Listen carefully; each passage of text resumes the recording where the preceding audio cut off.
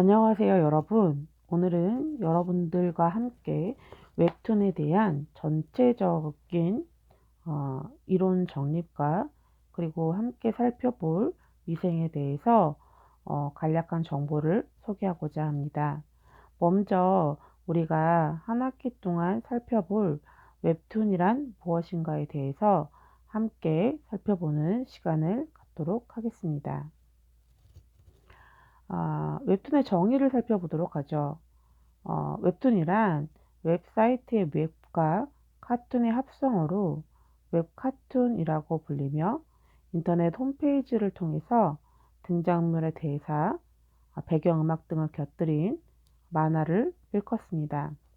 초반에 종이 만화를 그대로 인터넷에 옮긴 것에 약간의 변형을 한 것을 우리는 이제 웹툰이라고 정의를 했어요. 초반에는.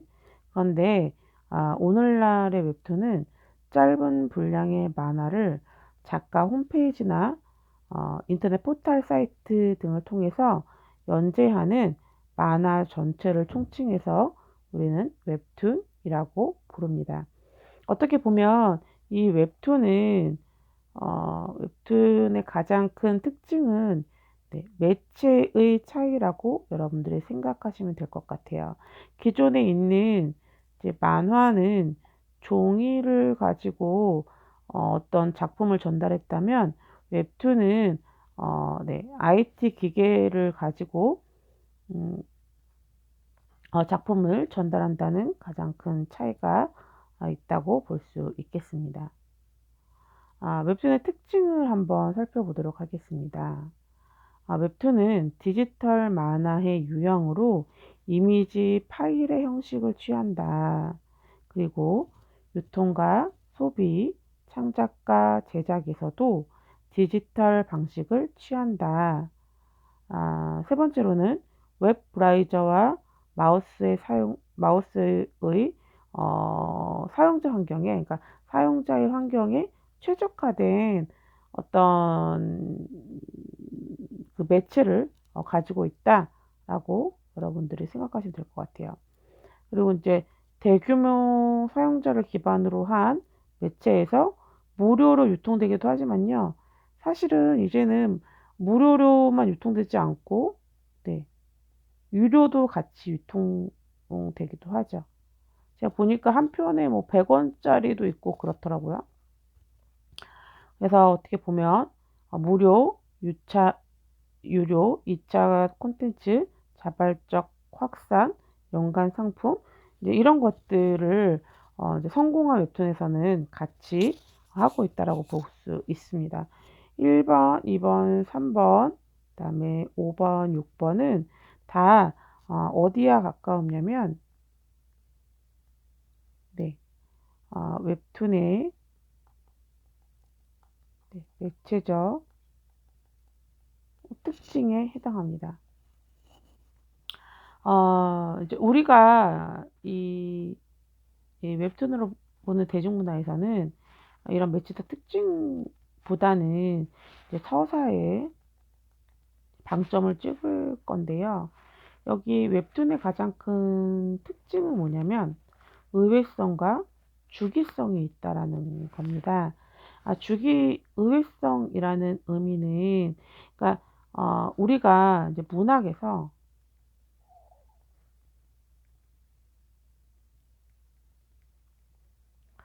낯설게 하기라는 단어가 있어요. 여러분 혹시 낯설게 하기가 의미하는 바가 무엇인지 여러분 아시나요? 낯설게 하기는 단순히 전혀 새로운 것을 드러내는 것이 아니에요. 새로운 것이 아닙니다. 오히려 익숙하지만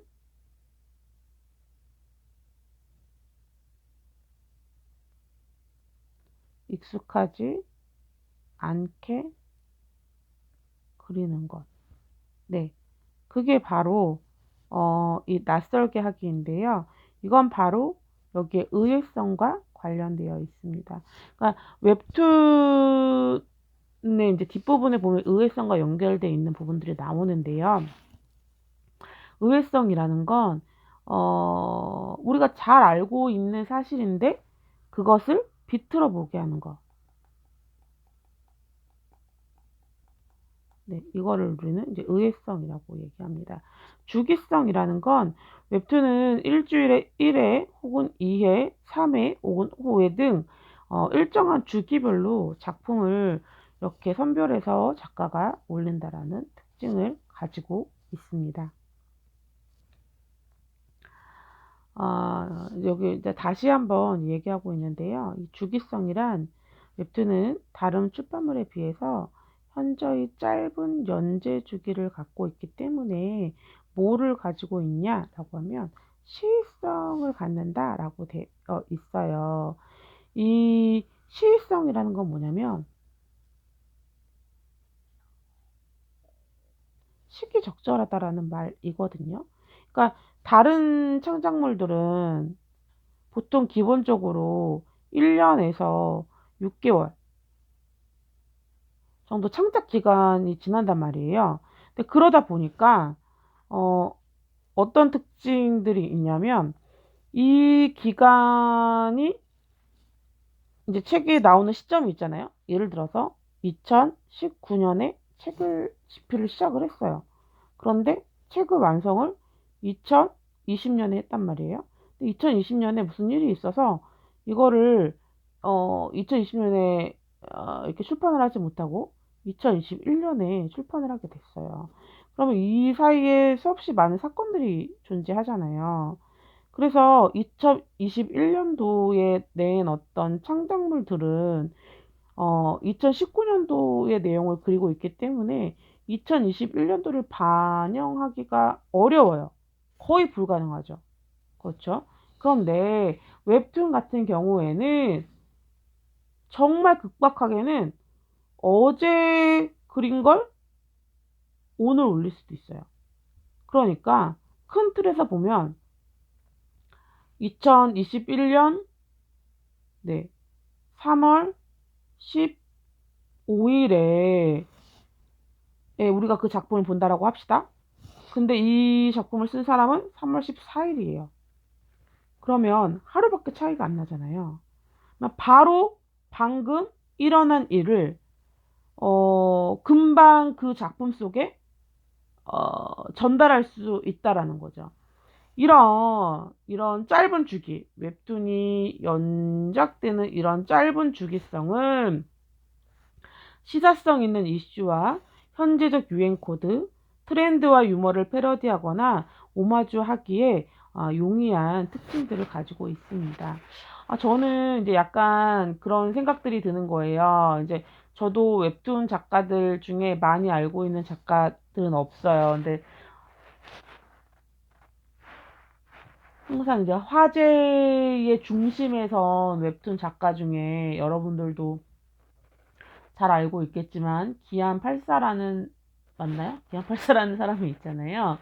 근데 그 사람이 나온 웹툰이 자꾸 이제 여론의 입을 타는 이유는 어떻게 보면 그 사람이 그리고 있는 그 작품이 가지고 있는 문제성도 있겠지만 더 넓게 살펴보면 어떤 부분들이 있냐면 예를 들어서 그 사람이 그 작품을 생각하고 뭐 어떤 작품 구성을 한 거는 예를 들어서 3개월 전이라고 해봅시다.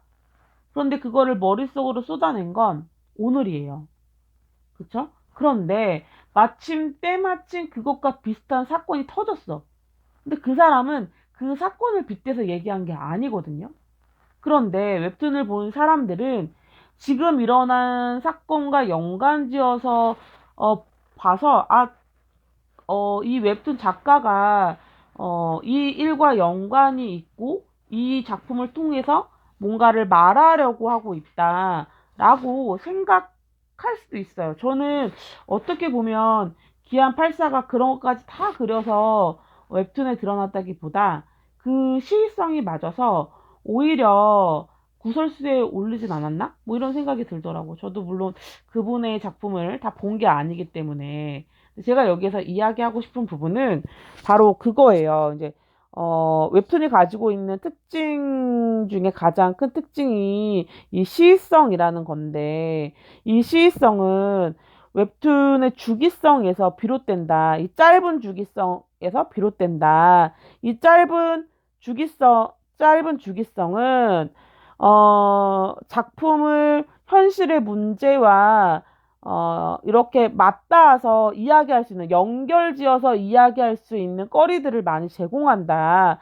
라고 여러분들이, 정리하시면 될 것 같습니다. 다음에, 이제 웹툰의 일상성 봅시다. 아이고, 아이고, 죄송해요. 네. 웹툰의 일상성. 웹툰에서 살펴보면 기존의 만화가 서사적인 내러티브를 바탕으로 스토리를 전개해 나간다면 웹툰은 개인의 경험을 바탕으로 한 자전적 요소들로 구성되어 있다라는 거예요. 그러니까 그러니까 옛날의 만화는 거기에 작가의 생각이나 아니면 작가의 일대기가 아니라 작가가 잘 알고 있는 어떤 배경 지식을 가지고 이야기를 만들었거든요. 그런데 웹툰은 그런 식으로 이야기가 흘러가지 않고 오히려 개인적인 이야기들을 많이 담고 있어요. 그 개인의 경험은 아이고 죄송합니다. 결국에는 독자의 무엇과 연결되냐면, 독자의 공감, 그리고 독자의 일상과 연결이 돼요. 그러니까 독자의 일상과 연결돼서 공감을 불러일으키는 요소로 작용하고 있다라는 부분이죠. 그래서 작가와 동시대의 세대를 살고 있는 독자가 경험할 수 있는 엽기, 단순, 기발함 등을 통해서 일상적인 모습을 감각적으로 표현하고 있는 것이 바로 웹툰의 특징이에요. 근데 이런 것들을 통해서 아까 앞에서 이야기했듯이 동질감과 몰입감을 함께 부여하고 있다라고 정리할 수 있겠죠. 세 번째로 웹툰에서 일상의 경험은 단순히 겉으로 드러난 경험이 아닌 반복되는 일상적 체험 혹은 어떤 사건과 만났을 때 불현듯이 찾아오는 특별한 느낌이다라고 이야기를 했어요. 요거를 앞에서 얘기했던 단어로 바꾸면 뭐가 있을까요? 의외성, 그리고 문학적 용어로 그쵸. 낯설게 하기가 있겠죠. 그죠? 그래서 이런 것들은 이런 무의미한 사실들 속에서 의미 있는 것을 발견하는 게 웹툰의 일상성인데, 어, 아까 제가 앞에서 이야기했듯이 웹툰이 가지고 있는 어떤 그 작가의 일대기 일들은 우리가 주변에서 흔히 볼 수 있는 일들이라고 이야기를 했잖아요. 그런데 그 주변의 보통의 평범한 것들을 통해서 우리는 그 안에 숨겨진 내면의 진실을 파헤친다라는 거죠. 우리 주변에, 그러니까 흔한 이야기로 모정에 대한 이야기 있잖아요. 엄마가 자녀를 사랑하는 것은 정말 당연한 일입니다. 정말 일상적인 이야기이죠. 그런데 이 일상적이고 당연한 이야기들을 이야기로 바꾼다라고 이야기해 봅시다. 그러니까 엄마가 아이를 사랑하는 것은 정말 일상적인 이야기예요. 근데 그것을 불현듯 찾아오는 특별한 느낌을 담기 위한 이야기로 만들 때에는 약간 낯설게 할 필요가 있겠죠. 어떤 부분을 축약해서 총체적으로 보여주는 일들을 해야 되는데요. 예를 들어서 이런 거예요. 아침에 여러분들 이런 경험 있는지 모르겠어요. 음, 아침에 엄마가 자녀를 깨웁니다. 일어나. 어서 학교 가야지. 라고 아이를 깨워요. 근데 아이는 못 일어나죠. 아, 나 너무 졸려. 나 10분만 더 잘래. 이렇게 얘기를 해요. 근데 엄마가 냅다 엉덩이를 때리면서 얼른 일어나라고 하면서 짜증을 확 부립니다. 뭐 우리 주변에서 흔히 일어나는 일상의 한 예죠. 근데 그것만 봤을 때에는 부모가 나를 사랑하는지 사랑하지 않는지를 잘 못 느껴요. 그쵸? 잘 못 느낍니다. 그래서 그런데 여기에서 어떤 부분이 있냐면요. 아이가 늦게 일어났어요. 늦게 일어나가지고 그냥 빨리 씻고 나가는데 엄마가 뭐 하냐면 밥을 먹으라고 이야기를 해요. 그럼 우리 뭐라고 얘기해요? 아, 나 밥 먹기 싫어. 나 그냥 집에 갈래. 아니, 나 집에 간다. 나 그냥 학교 갈래. 라고 이야기를 해요. 그러면 아이는 이제 대충 교복을 입고 집 밖을 나서는데 그 사이에 엄마가 그냥 그 밥 한 그릇에다가 간장이랑 계란이랑 계란 후라이랑 이렇게 한 걸 입에다가 막 이렇게 넣어주면서 그 오는 장면들을 클로즈업 한다라고 생각을 해 봅시다. 정말 일상적이고 우리 주변에 일어나는 일인데 그 부분을 카메라로 담아서 확대하게 되면 그때 부모의 눈동자, 부모의 조급함, 그리고 아이의 무심함 이런 것들 담긴단 말이에요. 그걸 보는 우리들은 일상의 우리의 모습을 가지고 있지만 그걸 보면서 부모의 얼굴을 본 적은 별로 없거든요. 엄마가 어떤 마음으로 저런 걸 준비했는지를 보지 않아요. 그쵸? 나가기 바쁘니까. 근데 이 웹툰이나 이런 장치들을 통해서 조금 확대해서 보이잖아요. 그러면, 엄마가 자식을 사랑하는 마음을 숟가락을 통해서, 혹은 얼굴 표정을 통해서, 옷차림을 통해서, 이런 것들을 통해서, 어, 낯설게 보여주는 걸 통해서 우리 일상을 좀 더 깊이 있게 볼 수 있는 그런 장치를 마련해 준다라는 겁니다. 이해되셨죠? 네. 우선 이제 이자 우리가 이제 그 미생을 이제 전체적으로 좀 이제 살펴볼 건데요. 제가 이 앞전에 이제 수업을 하기 전에 여러 가지 이제 웹툰의 종류에 대해서 얘기를 해 본 적이 있어요. 그러니까 웹툰과 만화의 차이라든지 아니면은 웹툰과 뭐 카툰의 차이라든지 뭐 이런 웹툰의 다양한 종류라든지 이제 이런 것들을 이제 지난 학기 수업 시간에는 다뤘는데 이제 그 부분보다는 어 좀 네, 이 작품과 관련돼서 이제 이야기를 나누기 위해서 그 부분을 조금 빼고 우리가 이제 쉽게 볼 수 있는 그러니까 이 웹툰에서 어떤 것들을 중심으로 볼 것인지에 대해서 다루기 위해서 그런 세세한 부분은 뺐어요. 그래서 우리 수업은 이제 기본적으로 뭘 가지고 진행이 되냐면 서사성을 중심으로 이야기가 진행이 돼요. 그래서 어 어쨌든 지금 이제 미생을 가지고 이야기를 한다라고 이야기를 했잖아요. 제가 생각했을 때는 이 미생이 어느 정도 시간이 걸릴지는 잘 모르겠지만 여러분들과 협의의 과정을 좀 거쳐야 될 것 같기는 해요. 미생 끝나면 네, 며느라기, 그 다음에 강남민, 네, 이제 요런 식으로 이제 뭐 작품을 한번 살펴보려고 하거든요.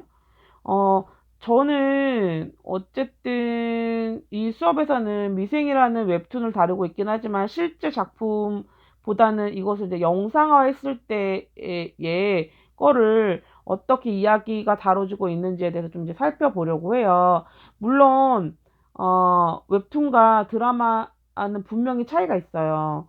근데 제가 생각했을 때에는 저는 이제 웹툰보다 드라마가 훨씬 더 잘 만들어졌다라고 생각하는 사람이거든요. 근데 저는 이제 저희 집에 계신 분은 아니다. 어, 웹툰이 훨씬 더 잘 만들어졌다라고 이야기를 하는데 각각의 인물의 묘사라든지 심리 묘사라든지 이런 긴장감이라든지 이런 거는 드라마 미생이 훨씬 더 잘 만들어졌다라고 저는 이제 우선 생각을 하거든요. 그래서 어, 저는 우선은 이제 이 미생을 다루면서 웹툰 미생과 드라마 미생의 차이를 이야기를 하는 것이 아니라 어쨌든 똑같은 소재를 가지고 이야기를 하고 있어요. 그래서 미생이라는 두 작품에 나타나 있는 이제 스토리텔링,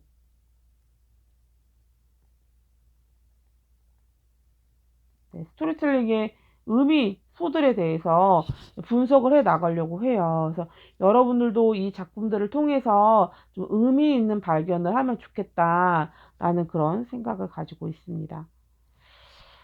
우선 이제 우리가 살펴볼 것은 웹툰이 아니라 이제 드라마라는 장르인데요. 볼게요. 텔레비전 드라마의 특징을 한번 살펴보도록 하겠습니다. 텔레비전 드라마는 우리가 살고 있는 시간과 공간을 최대한 우리 삶 속에서 찾아서 영상화하고 있는 매체입니다.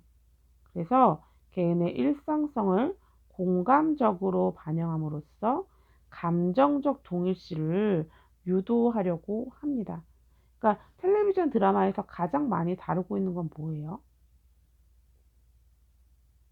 그쵸. 흑수저들이죠.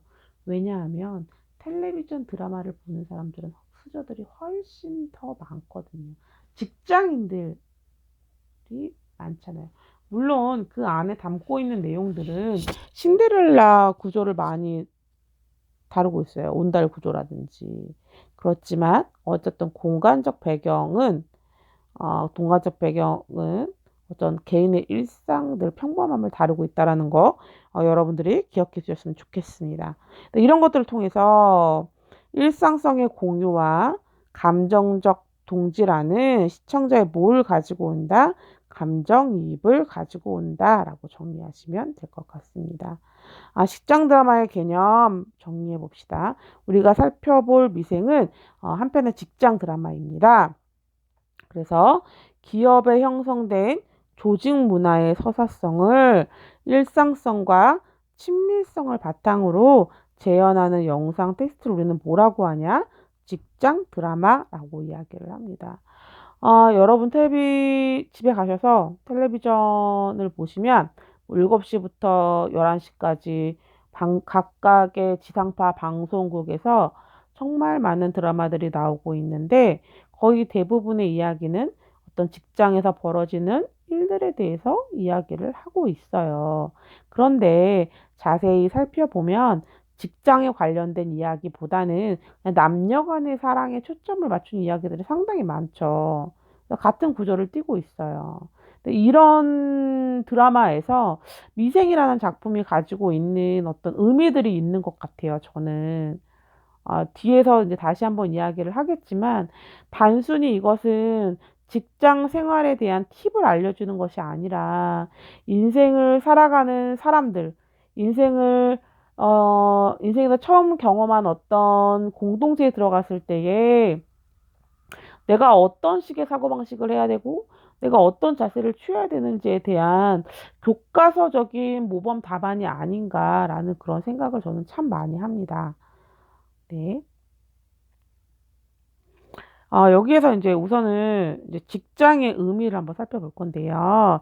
직장의 의미는 산업적 측면에서는 기업 및 회사 자체가 중심이 돼요. 그래서 기업의 역사나 성장 과정이 서사의 중심이거나 기업의 총수에 초점을 맞춘 내용이 주를 이루는 작품들이 있어요. 직장 드라마가 가지고 있는 두 가지 측면, 하나는 이제 산업적 측면 살펴보고 있는 겁니다. 그래서 정치와 기업의 정권 유착이 등장하거나 과거 중동 건설로 인한 대외 특수를 장려하려는 특정 기업의 특정 산업이 소재로 등장하기도 해요. 여러분들은 잘 모르겠지만, 선생님은 이제 IMF 시대에 대학을 다녔거든요. 네, 이때에나 이전에나 약간 영웅적인 드라마들이 인기가 많았어요. 그래서 그 기업에서 이제 성공을 이룬 그런 작품들을 많이 다뤘는데요. 뭐 성공시대라는 그런 프로그램들이 있었어요. 또 TV에서 직장 드라마의 반영으로 하나 했던 것 중에 하나가 뭐가 있냐면 그 정주영 회장의 일대기를 그린 드라마도 있었던 걸로 알고 있습니다. 다음에 사회적 관점으로 살펴보면 직장 드라마의 두 번째 장르겠죠. 첫 번째 장르는 산업적 측면. 정말 어떤 기업의 일대기를 그리고 있는, 기업의 수장의 일대기를 그리고 있는 어떤 영웅적인, 기업 수장의 영웅적인 면모를 부각시키는 드라마이거나, 다른 하나는 등장인물의 직업이나 캐릭터를 중심으로 한 인물 중심적 드라마, 아, 를, 잠깐만요. 이거 좀 틀린 것 같아요.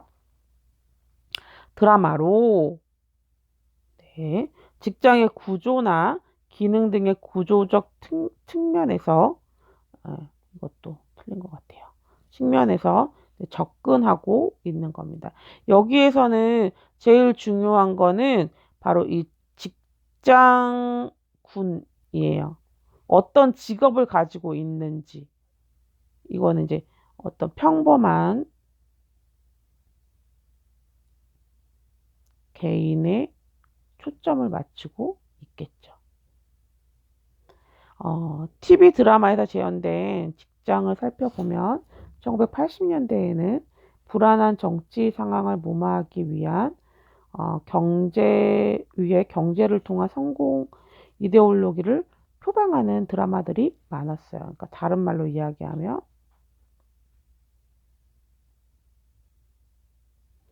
네, 산업적 측면의 드라마들이 많이 다루고 있었겠죠.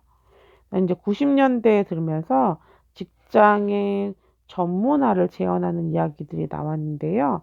이 이후부터는 어떤 내용이겠어요? 앞에서 이야기했지만, 네, 앞에서 이야기했죠. 그리고 사회적 관점에, 그렇죠? 여기서는 이 80년대까지는 산업적 측면이었다면 90년대 이후부터는 사회적 관점의 드라마들을 다루기 시작했죠. 직장군에서. 그래서 직업의 전문화를 제안한다고 한다. 요거 관련된 건 직장의 신, 김혜수 나왔던 네, 이런 부분들이 있겠죠. 또 하나는 이제 돈과 권력의 문제를 다루고 있는 작품들이 있었어요.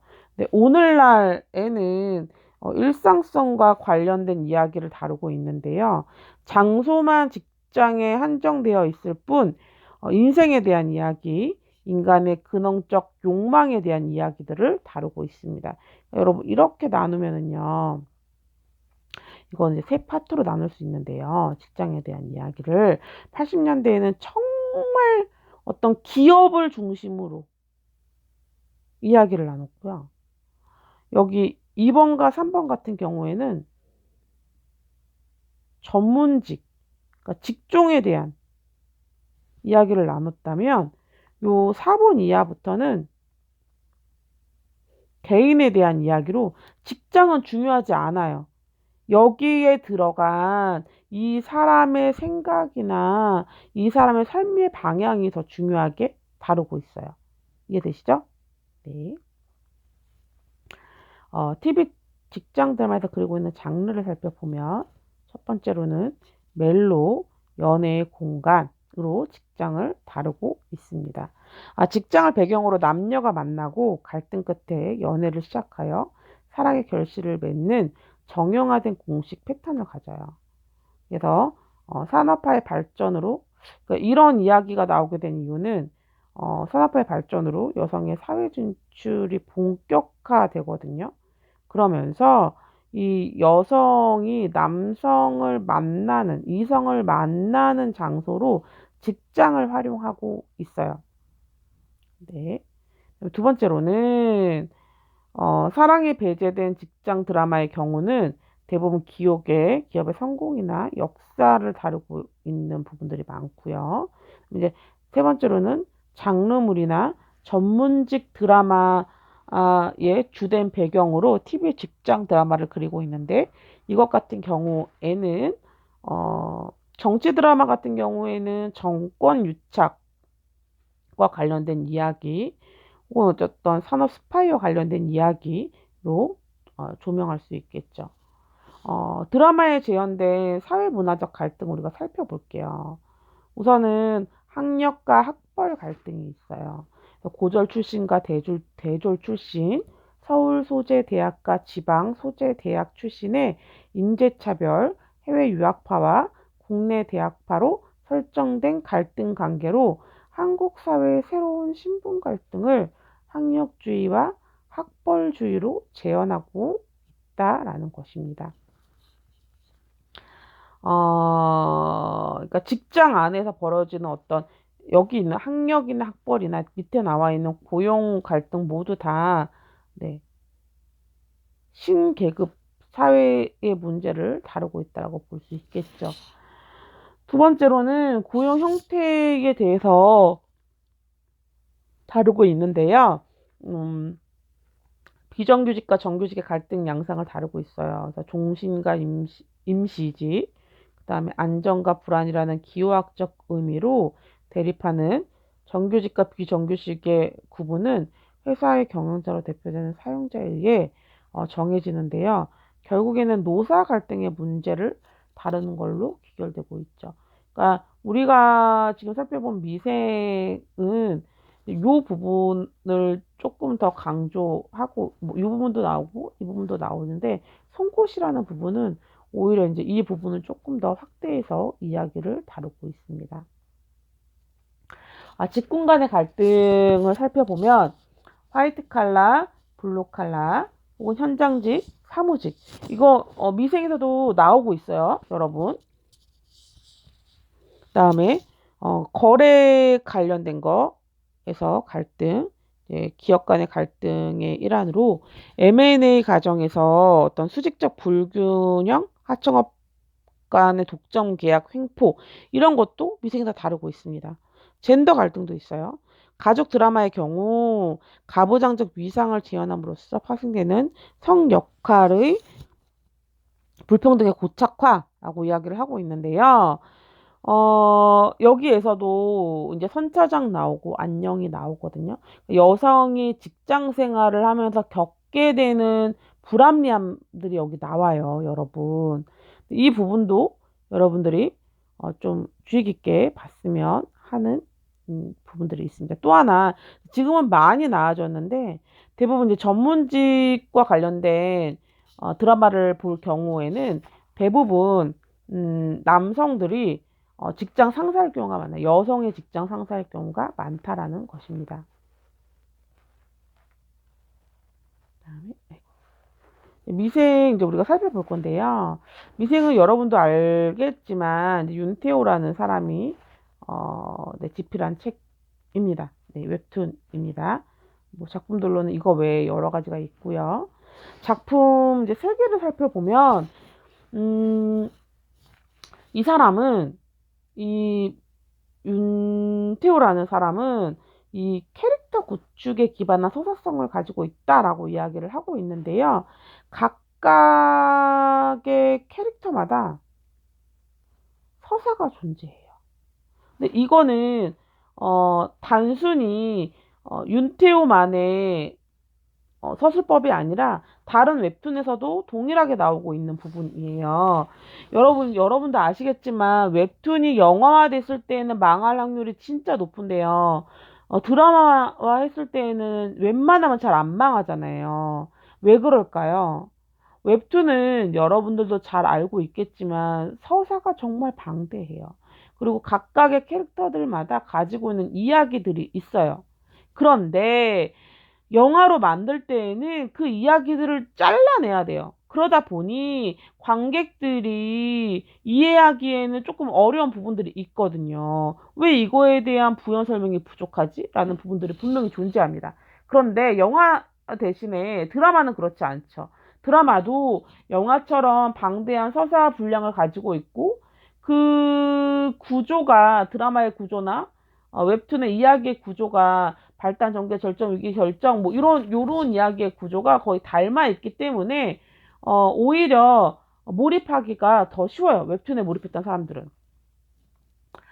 그런데 이제 여기에서 이 윤태호만의 특징을 찾자면 이 사람의 주인공들은 사회적 인식 체계에서 배제된 인물을 중심 인물로 그리고 있다라는 거죠.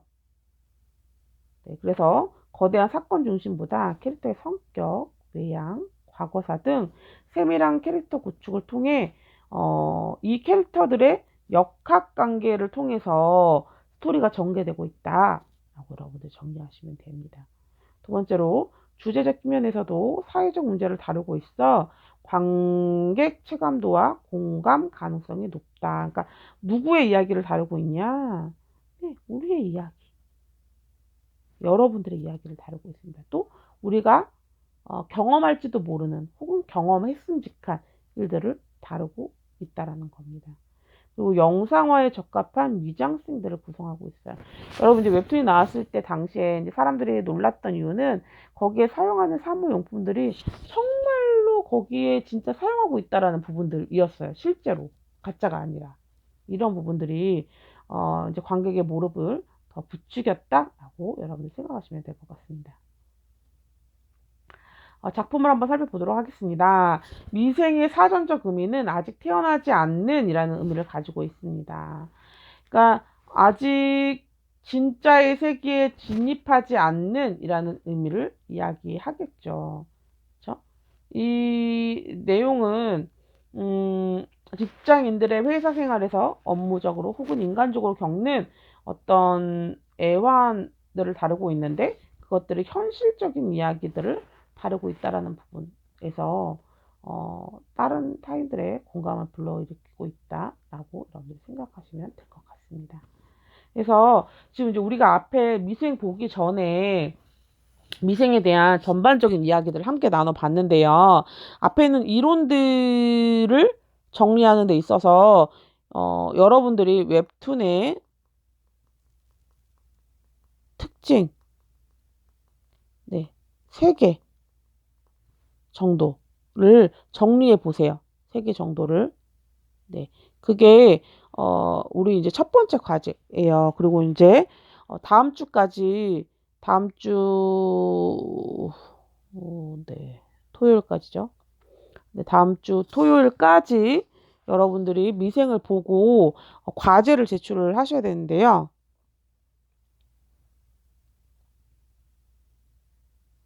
제가 보겠습니다. 어디 갔냐? 네. 여기 여러분들이 들어오시면 아시겠지만 여기 과제 이렇게 들어가다 보면 여기 제가 올려놨어요. 촉지 시험 이제 여러분들이 네, 이제 보시면 아시겠지만 이렇게 2주차 출석학원 과제를 올려놨어요. 이런 출석학원 과제 제가 했던 거 하시면 되고 그다음에 이 미생 1곡을 보고 여러분들이 요 부분을 이제 과제를 해서 네, 이번 주 토요일까지 올리시면 될 것 같아요. 네. 다음 주에는 우리가 이제 1국에 관련돼서 여러분들 쓴 내용들을 바탕으로 수업을 진행을 하고 그리고 이제 2국을 볼 예정이거든요. 네. 그래서 네. 그렇게만 알고 있으면 될 것 같습니다. 그래서 여러분들이 이제 작품을 이제 저는 전체로 다 보는 거를 되게 중요하게 여기는데 사람들마다 조금 이제 다른 생각들을 가지고 있더라고요. 이제 이거를 우리가 짜집기로 해서 볼 건지 아니면 전체로 통으로 볼 건지에 대한 이야기를 수업 시간에 한번 나누려고 합니다. 그 부분에 대해서는 요거는 제가 한번 찾아봤어요. 위생 이제 전체적으로 나오는 게 있나 봤더니 있긴 있더라고요. 근데 요 부분들은 이제 여러분들이 제가 뭐 이렇게 자료를 올리기가 조금 좀 그래요. 저작권 문제 때문에. 그래서 요 부분도 요것도 이제 여러분들이 잘 기억해 놨다가 다음 주는 이 주소를 지울 거예요. 제가 혹시나 몰라가지고 찾아본 거거든요. 그리고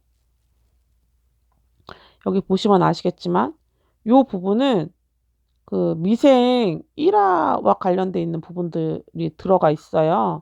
그래서 뭐 한 챕터가 끝나면 그 다음으로 이렇게 넘어가더라고요. 그래서 이렇게 부분적으로 잘려져 있지만 전체를 보게끔 구성되어 있는 유튜브를 제가 이제 연결을 해놨습니다.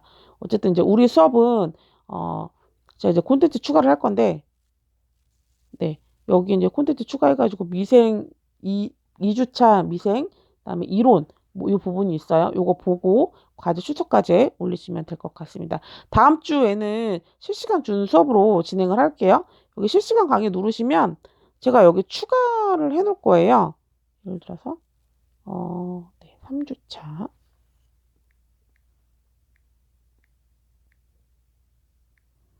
네, 실시간 수업이고 시작 예정 시간은 월요일이죠. 22일 3시 30분. 이거 보는 한 150분 정도면 될 것 같아요. 그죠? 그래서 저장.